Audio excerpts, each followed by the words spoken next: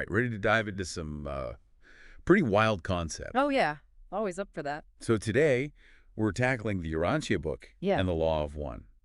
Two texts, two very different, well, perspectives on the universe and how it all works. Our place in it, all that good stuff. I mean, they both try to explain existence on this massive scale, but they come at it from such different angles. Right, and that's what we're going to unpack. The Urantia Book, it's incredibly detailed, almost like an instruction manual for the cosmos. Yeah, it lays out this whole structured universe, this hierarchy of celestial beings, and this specific path for souls to evolve. Then you've got the Law of One, which comes from these channeled communications. Yeah. Right? It's definitely more esoteric, more about vibes, if you will. Right, it's like the Urantia Book is the blueprint, and the Law of One is the feeling you get when you walk into the finished building. I like that. So both of them talk about this idea of spiritual evolution, but they describe the journey in very, very different ways. Yeah, and that's what I find so fascinating. Like, are they talking about the same thing using different metaphors, or are they pointing to completely different realities? Let's start with the biggest question, okay? Oh. What is God? The Urantia Book, it goes all in on the Trinity. Right, the Universal Father, the Eternal Son, and the Infinite Spirit. Yeah, and it really emphasizes, the Father's personality. His role is this, ultimate source of everything. And that raises this whole question about how we understand God, right? Is it this personal God, this being we can have a relationship with? Or is it something more, I don't know, diffused? Like the Law of One suggests, where everything is one, including God. Yeah, that's a big difference. It's one is more about having this, direct connection with a creator, and the other is more about understanding that everything is connected. We're all part of this one big consciousness. Right. So which is it? Or maybe it's both somehow. Maybe. But how do their views on the universe itself, like the actual structure of the cosmos, how do those compare? Because that's another area where they seem to diverge. Oh, yeah, big time. The Urantia Book, it lays out this super intricate structure. It's like paradise at the center, then Havona, and then 7 super universes, and each of those has tons of local universes. Whoa, that's a lot to keep track of. It is, right? And then the Law of One, it talks about densities. It's like levels of reality almost. As you evolve spiritually, you unlock new levels, like higher vibrational frequencies. So it's less about physical locations and more about, the vibrational state of your being. Right. And the Law of One also talks about other galaxies and star systems, like Orion. You see that a lot in these kinds of teachings. Orion always pops up. Yeah, it's like a cosmic hotspot. Right. But trying to map these two cosmologies together, it gets a little tricky. They use such different language and frameworks. Is there any way to even compare them? Maybe. I mean, some people have tried. Some say the 7 super universes in the Urantia Book could correspond to the 7 densities in the Law of One. Each super universe is a different level of spiritual evolution. Interesting. So maybe it's just different ways of describing the same underlying reality, different metaphors for the same thing. Maybe. But then how do their views on spiritual evolution, the actual process of how souls evolve, how does that play into all of this? Right, because they both emphasize spiritual growth, but in very different ways. The Urantia Book, it lays out this really structured path. It's almost like climbing a ladder, right? You ascend through these levels, these transitional stages called Morantia. Right, and eventually you reach spirit existence in Havona, Yeah. and then ultimately paradise. Yeah. So it's very linear, very step by step. And what about the Law of One? How's that different?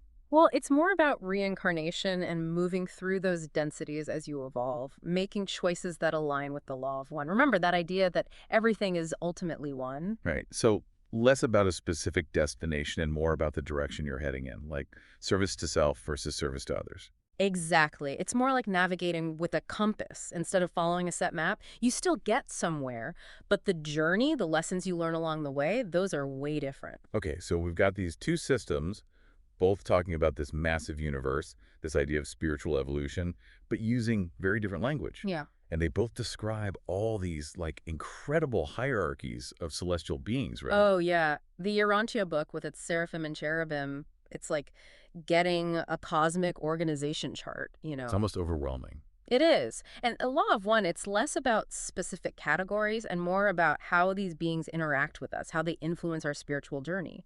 So it's like one gives you the names and titles, and the other is more about the energy, the vibe of these different beings, right? Right.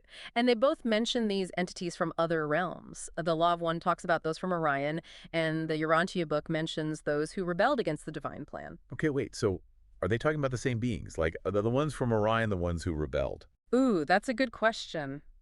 I don't know if the texts explicitly connect those dots, but it's definitely something to think about. Yeah, it's like, are these beings from Orion trying to, like, mess with our spiritual evolution? Maybe. Or maybe they're just offering a different path, a different perspective. Okay, let's bring it back down to Earth for a second.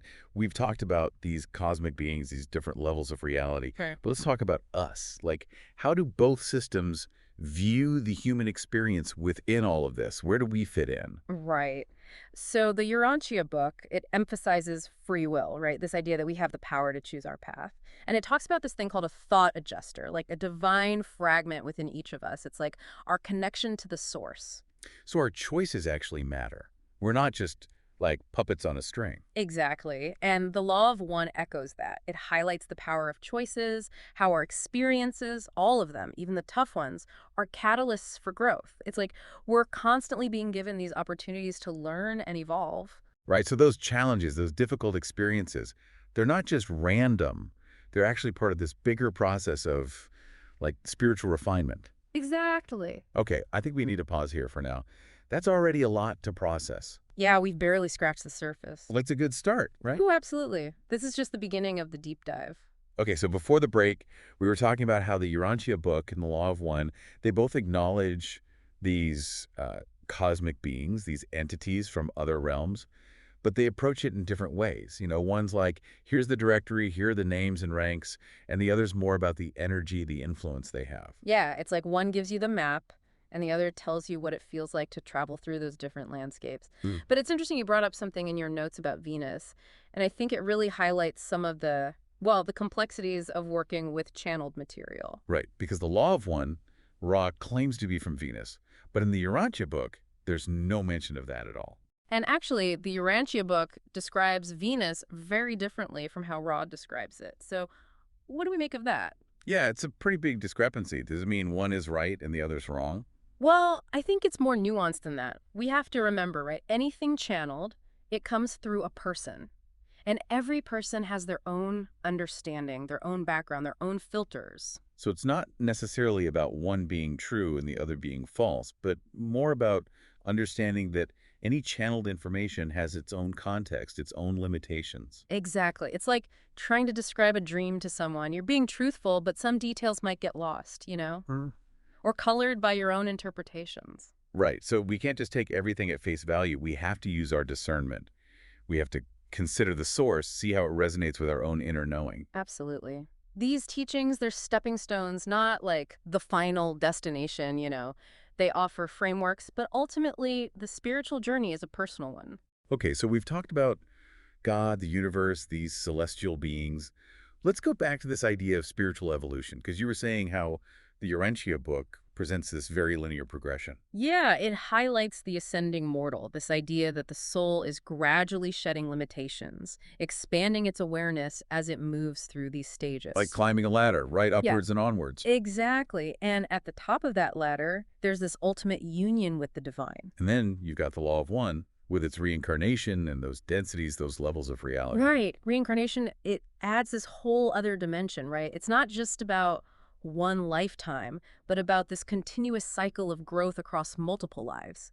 Each lifetime provides new opportunities to learn, to refine ourselves, to make choices that align with the law of one. Right, so it's more about the overall direction you're moving in, not just the achievements of a single lifetime. And speaking of choices, the Law of One talks a lot about service to self versus service to others. Can you unpack that a bit? Sure, so think of service to self as being very ego-driven, you know, focused on individual power, control, often at the expense of others. Right, like a lot of what we see in the world today, unfortunately. Yeah, exactly. It's those ego-driven desires that we all struggle with, that need to be right, to have more, to control things. And then service to others is the opposite of that, right? Yeah. It's about compassion, empathy, wanting to contribute to the well-being of everyone. Right. It's not about being a pushover, but about recognizing that we're all connected and acting in ways that benefit the whole, not just ourselves. Right. So which path is better? Well, according to the law of one, both paths lead to different outcomes. Service to self, it ultimately leads to isolation and separation. But service to others, that leads to greater unity, connection with the divine. It's like choosing to build walls versus building bridges. Exactly. Okay, we've talked about these cosmic beings, but we didn't really dive into how they fit into this idea of service to self or others. Do we know anything about that? Well, this is where the idea of those beings from Orion gets interesting. The law of one suggests they have a more service to self orientation. And the Urantia book, remember, it mentions those beings who rebelled against the divine plan. Could there be a connection there? Ooh, that's kind of spooky. Like a cosmic battle between good and evil. Well, it definitely challenges us to think about those concepts. And it makes you wonder if our choices here on Earth are somehow part of this bigger cosmic drama. Yeah, it's a lot to think about. Okay, let's bring it back down to Earth again. We talked earlier about the Urantia book's idea of the thought adjuster, that divine spark within us. Does the law of one have anything similar? Yeah, it talks about the higher self, this more evolved aspect of our being. It's like a source of wisdom and guidance that we can tap into through things like meditation, So introspection. it's like we all have this inner compass, this connection to something greater, whether we call it a thought adjuster or a higher self. Right, and both texts suggest that this inner compass, this intuition, it can guide us toward choices that are more aligned with our spiritual growth. Okay, I want to circle back to those densities for a second. The Urantia book talks about time in a pretty straightforward way, right? Like a straight line. What does the law of one say about time? The law of one, it gets pretty trippy with time. It presents it as more fluid, multidimensional, like a tapestry woven together. Okay, wait, so you're saying time isn't linear? Right. It suggests that past, present, future, they're not as separate as we think. And our perception of time, it's affected by our consciousness, our vibrational frequency. Whoa, that's mind-bending. It is, right. And it ties into those densities. As we evolve spiritually, as we move into higher densities, our experience of time becomes less linear, more fluid. So things like premonitions or feeling deeply connected to someone far away, those could be glimpses into that, like more interconnected reality where time isn't such a rigid barrier. Exactly. It challenges us to consider that our consciousness might be capable of accessing things beyond our everyday perception. Okay, I'm starting to get a headache thinking about this, but let's try to connect it to our everyday lives. Like, how do these cosmic concepts actually relate to how we live our lives here and now?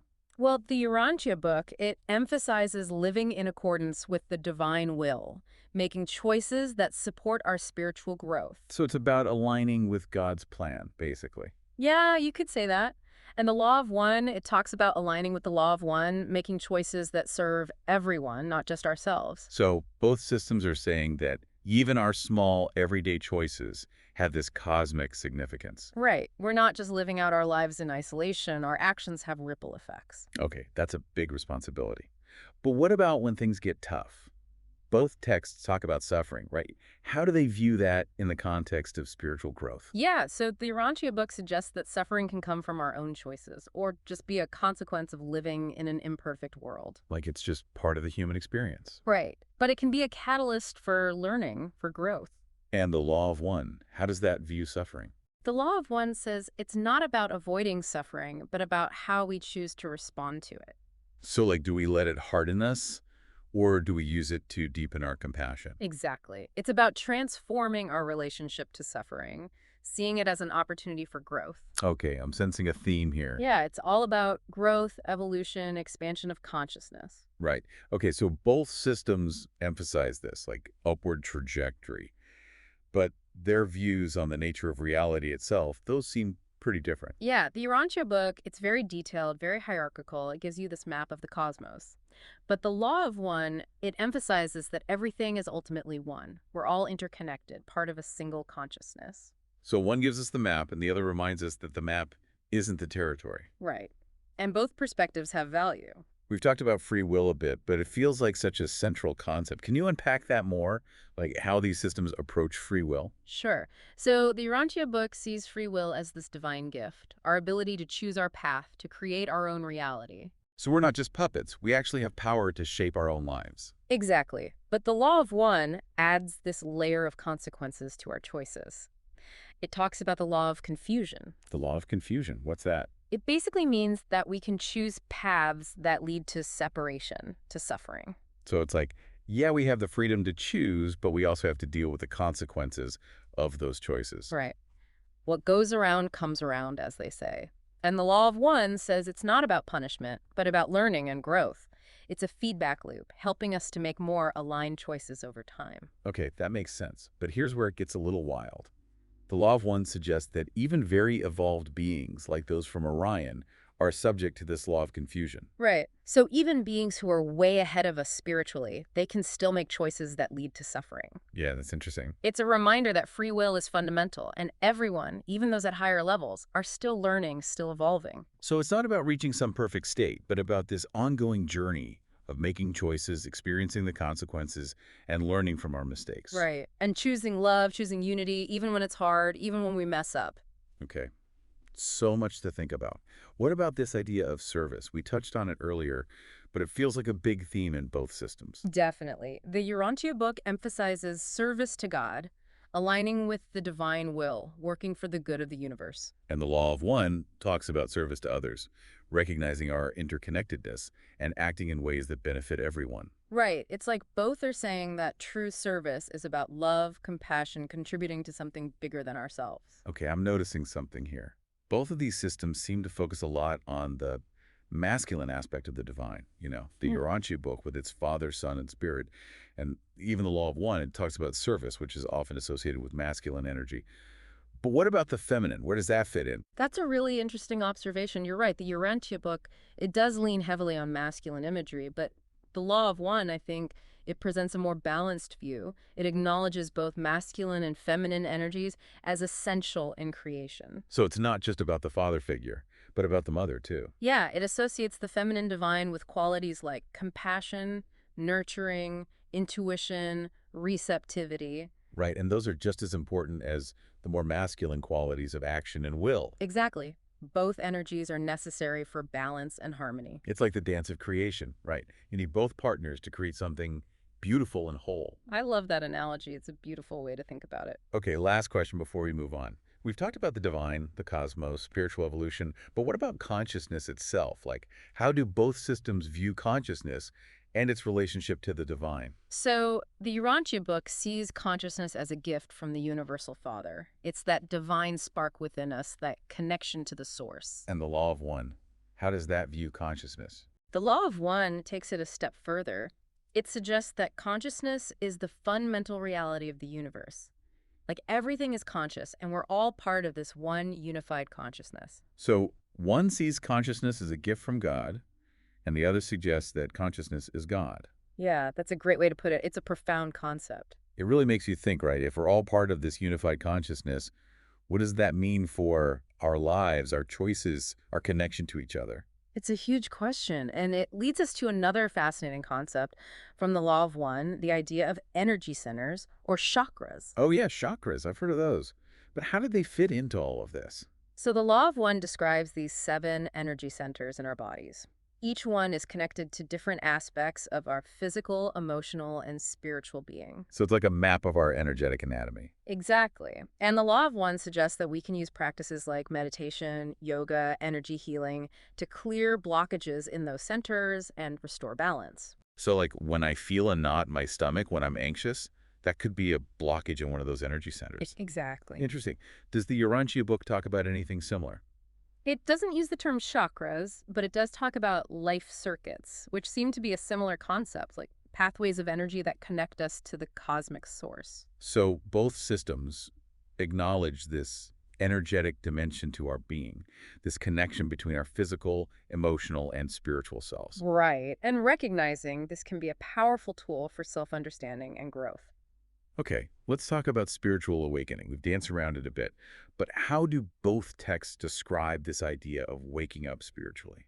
The Urantia book, it sees it as a process of gradually expanding our consciousness, aligning with the divine will, becoming more like the Universal Father. So like a gradual process, a journey of becoming. Right. And the Law of One, it emphasizes moving into higher densities of consciousness and aligning with the Law of One, that principle of unity. So it's more of a shift, a sudden realization. Yeah, you could say that. But both seem to agree that it's not a destination, but an ongoing journey. Okay, so We're always evolving, always growing. But how do we know where to go, what to do? Do these texts talk about guidance? Oh, yeah, definitely. The Urantia book, remember, it talks about all those celestial beings who are there to help us, to guide us, like a cosmic support system. Right, like spiritual mentors. Exactly. And the Law of One, it talks about guidance coming from our higher selves, inner teachers, and also through things like intuition, synchronicity. So we have both internal and external sources of guidance. Right. We're not alone on this journey. But how do we know who to trust?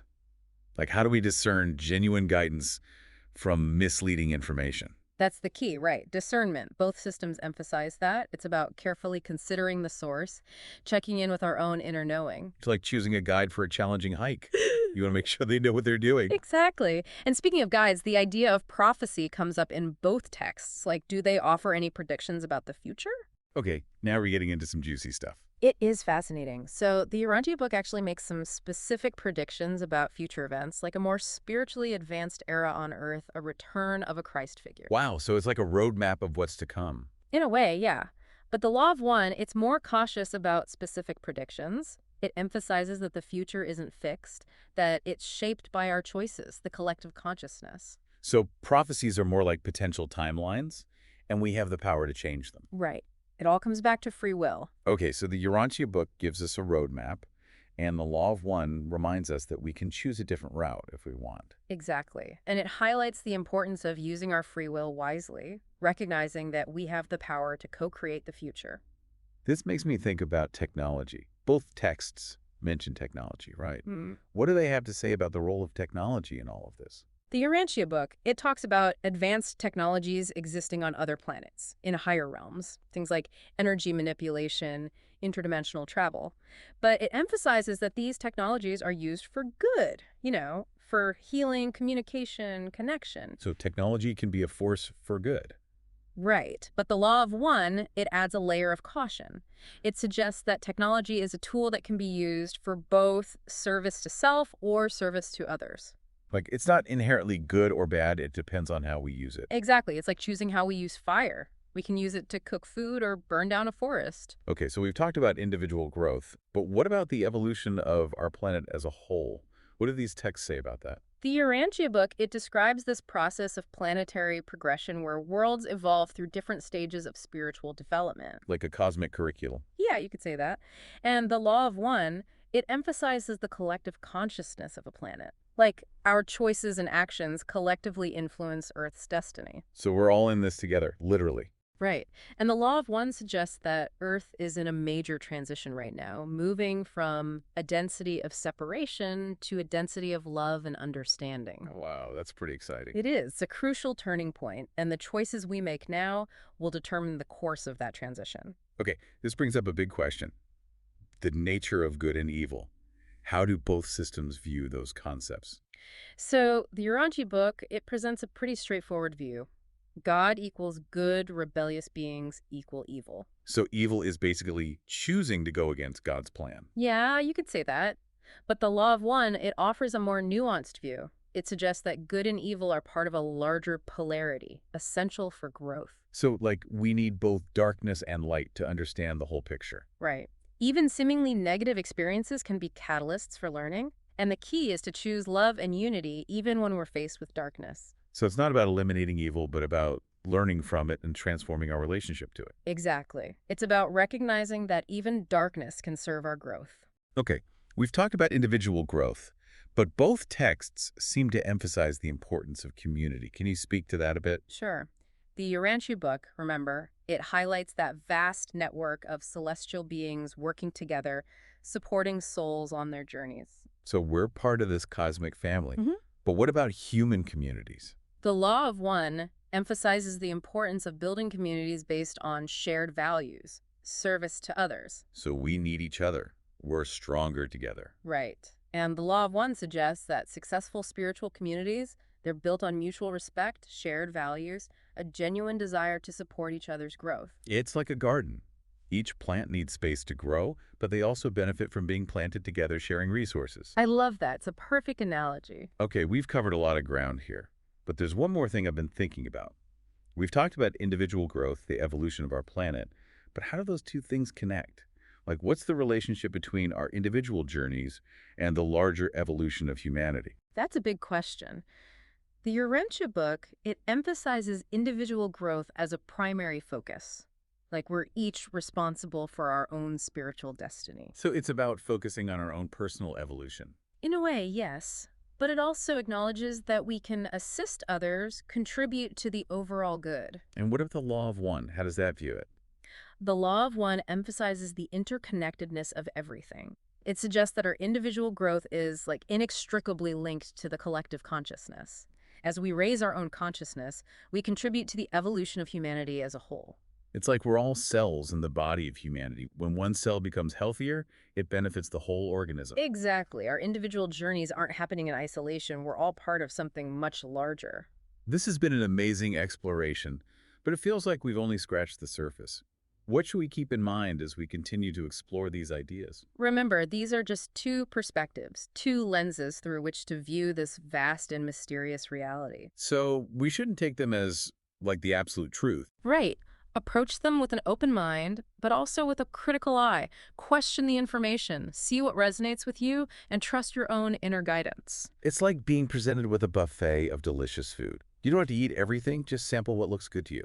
That's a great way to put it. And remember, spiritual exploration, it's a lifelong journey. There's always more to learn. Exactly. Okay, before we wrap up, is there a final thought, something really key that we should take away from all of this? I think the most profound message that both of these texts offer is the message of love, unity, the interconnectedness of all things. The Urantia Book reminds us that we're all children of a loving, universal Father. And the law of one encourages us to embrace the law of one, to see ourselves and all beings as part of a single consciousness. It's a beautiful vision, right? It is a reminder that we're all part of something much larger than we can sometimes imagine. Okay, I think that's a perfect place to pause for now. We've covered so much ground, but there's still more to explore. All right, welcome back. So we've been on this whirlwind tour of the Urantia Book and the Law of One. We've talked about God, the universe, spiritual evolution, all these wild concepts. It's a lot to take in, right? But I think it's important to remember that these are just frameworks, tools to help us understand these big existential questions. Right. And they don't always agree, which can be a little confusing. Yeah, but I think that's okay. It's like looking at a mountain from different angles. You get a different perspective from each side, but it's still the same mountain. I like that analogy. So as we wrap up this deep dive, what do you think is the most important thing for people to take away from all of this? I think it's that sense of wonder, Right. that reminder that there's so much more to reality than what we can see and touch, and that we're part of something much larger than ourselves. Right. And that we have a role to play in this grand cosmic drama. We're not just passive observers. Exactly. And that our choices matter, not just for ourselves, but for the whole. So what do we do with that? How do we actually integrate these ideas into our everyday lives? I think it starts with awareness. Just being mindful of these concepts, the interconnectedness of everything, the power of our choices. Right. And the potential for love, for unity. Exactly. And from that awareness, we can start to make different choices, choices that are more aligned with our spiritual values. And maybe that's the key, right? Aligning our actions with our beliefs. Absolutely. And it doesn't have to be this big dramatic thing. It can be small, everyday choices, like being kind to a stranger or choosing to forgive someone who's hurt you. It's about those little acts of love, those moments of connection that ripple outwards. Right. And the more we do that, the more we contribute to creating a more loving, compassionate world. So it's not about becoming some perfect spiritual being, but about making those small, conscious choices that move us in the right direction. Yeah, it's about progress, not perfection. Well said. Okay, I think that's a perfect note to end on.